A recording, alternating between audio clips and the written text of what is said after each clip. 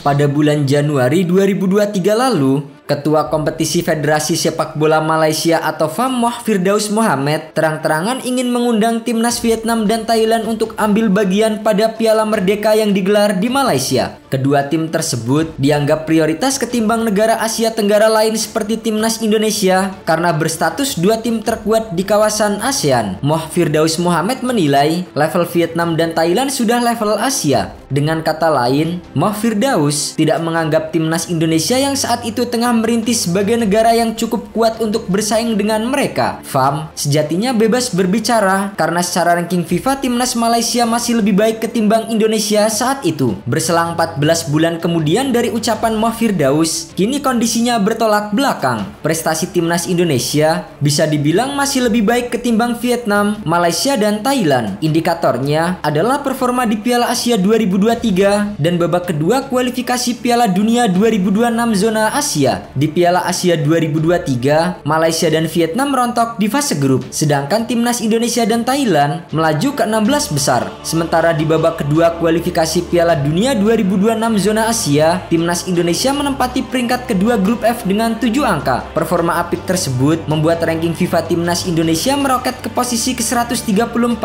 dan melewati Malaysia untuk pertama kalinya yang bertengger di urutan ke-137 dalam 5 tahun terakhir. Dua pertandingan terakhir di kualifikasi Piala Dunia 2026 menjadi pembeda persaingan dua negara tersebut. Timnas Indonesia secara brutal berhasil mengalahkan Vietnam secara back-to-back dengan skor 1-0 dan 3-0.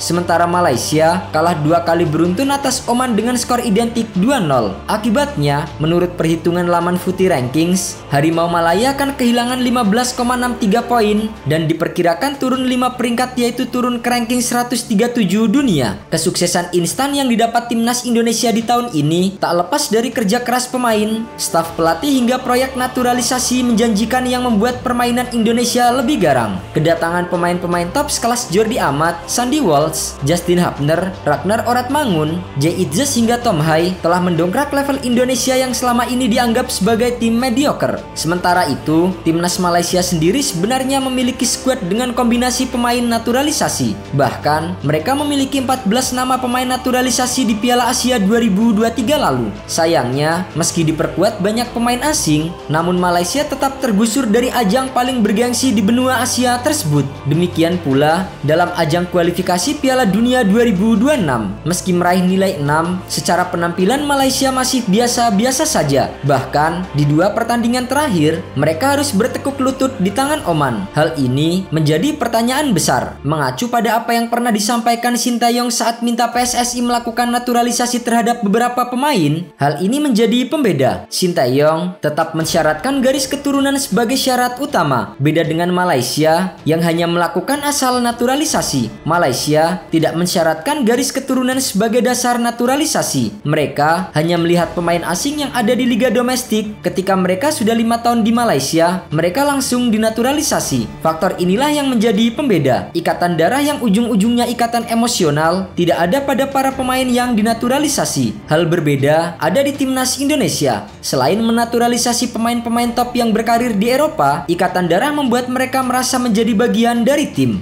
Maka tak heran jika mereka pun fasih menyanyikan lagu kebangsaan Indonesia Raya. Hal ini menjadi nilai plus yang tidak dimiliki para pemain naturalisasi Malaysia. Kini, setelah melewati ranking FIFA Malaysia, misi timnas Indonesia berikutnya adalah melewati ranking dari Thailand dan Vietnam untuk lolos ke putaran final Piala Dunia 2026.